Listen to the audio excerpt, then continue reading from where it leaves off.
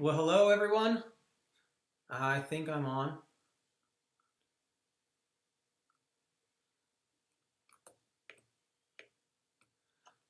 Good morning, Tony. Hello, Marie. Hi, Sue. Looks like we got some folks.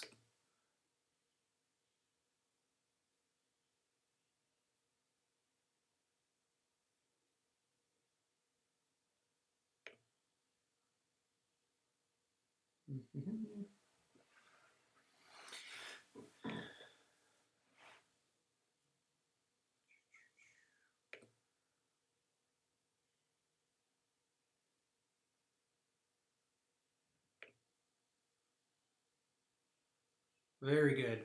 Thank you, Andy. I wasn't sure if this was working or not. Well, instead of typing up a long update, I thought I would my wife thought it would be good to for me just to post something live on Facebook. So that's what I'm going to do. I'm hoping and praying that all of you are doing well in every facet of life, spiritually, mentally, physically. I had a great time on Sunday with our online church. It was new, different, kind of fun to have the chat going on at the same time. But it was good to see you all there, and I hope that we can do that again this weekend and do Zoom again afterwards. That was a lot of fun to have that time where we could at least see faces and talk to each other.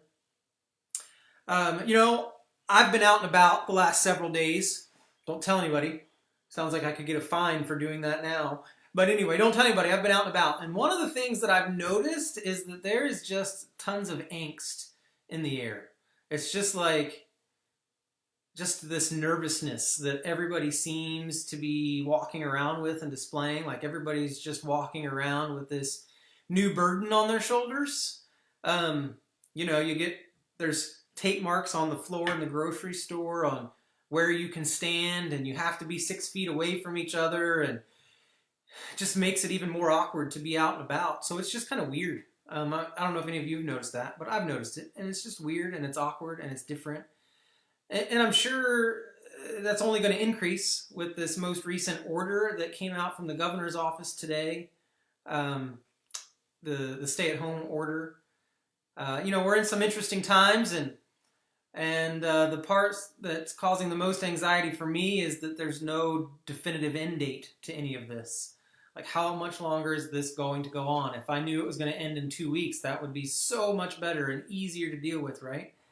But we don't have that end time. One of the things I wanted to share with you this evening was that a challenge that our new district superintendent, David Anderson, presented to us last week, I think it was to use Psalm 91 as a guide to prayer during this interesting season that we're in. And verses 9 and 10 of that psalm say, if you make the Lord your refuge, if you make the Most High your shelter, no evil will conquer you, no plague will come near your home. If you make the Lord your refuge, if you make the Most High your shelter, no evil will conquer you, no plague will come near your home. And I think we can take great courage in that and great hope in those verses, especially during this unsettling time.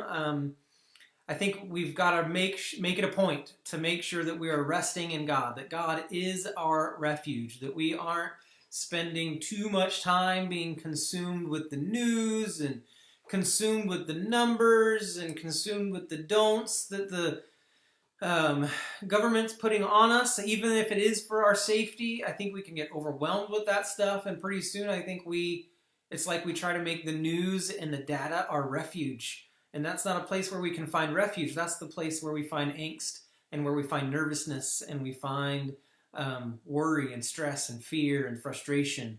But if we make God our refuge, then it's there that we can find shelter, and there that we can find rest, and there that we can find victory, and there that we get to be conquerors. And so I want to encourage all of you to make God your refuge during this time and stay off of some of the news sites as much as you can. We already know that the coronavirus is here. Got it. Right? We already know that we need to be socially distant. Got that.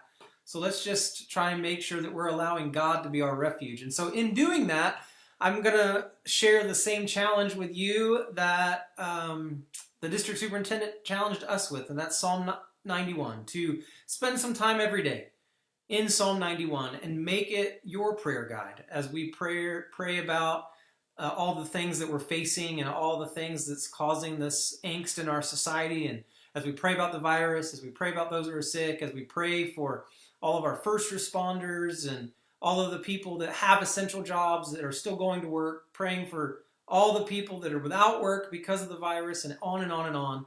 Let's make Psalm 91 our prayer. Let's join the rest of the district in doing that, and just spend some time in prayer. Even though we can't be in the same place, we can still pray along the same lines and pray together. This new order that has come out from the governor today is not going to change anything that we've already been talking about as a church, because we're already doing those things. We've already canceled services and meetings, and I may not be able to come visit you in person, or we might not be able to have lunch together, but I'm still available for you for phone calls, texts, emails. We can still chat. So if you need anything, please don't hesitate to reach out. Or even if you don't need anything and just want to say hi, feel free to give a call or a text. I'm going to be working with the church board this week and in the coming weeks to make sure that everybody's staying connected and being reached out to. So I'll be trying to work with them on getting some names and numbers out to some of the board members so they can help make some of those calls and connections. Because I think the more people we call and the more we stay connected, the better off we're going to be. So I'd also like to present that challenge to you too, that maybe you make it a goal to call 2 or 3 people a day just to check in on them. Maybe they're people that you don't talk to very often, but maybe they're people that you could at least call and, say, hi, I'm thinking about you, and ask them if they have enough toilet paper. I don't know, but just make a quick phone call. Dan and I are actually going to try to do something new this week. We're going to have a midweek service, virtually, of course, and we're going to try to do it on Zoom. And so we'd love it if you could join us. It's going to be just a simple time, nothing fancy.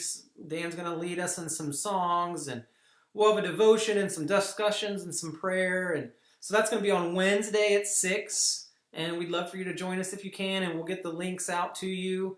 And I know not everybody is techie, and so maybe you have some friends or some family that don't get into the whole internet thing or don't do Zoom or can't figure it out. We're also going to make available to you a phone number with an access code so that you can call in to that midweek service, and you can still listen and participate with a regular old telephone. So if you know somebody that would be interested in that, please help us by getting that information out as soon as we get it to you. So we'll do that on Wednesday. We'll still be having church at our online location on Sunday morning at 10 o'clock. And so hopefully everyone can join us there for that. And that's the same link that it was last week. So you'll be there for that. And we will have our Zoom group prayer time and discussion time immediately after that. So we'll have that link for you during the service on Sunday. Last week's sermon's also available on Facebook or on our YouTube channel, so you can see those things.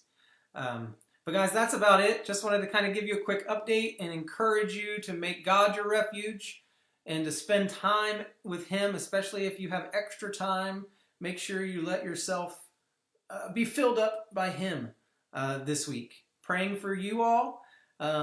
Make sure you're praying for each other, and let's keep connected either online or with phone calls this week.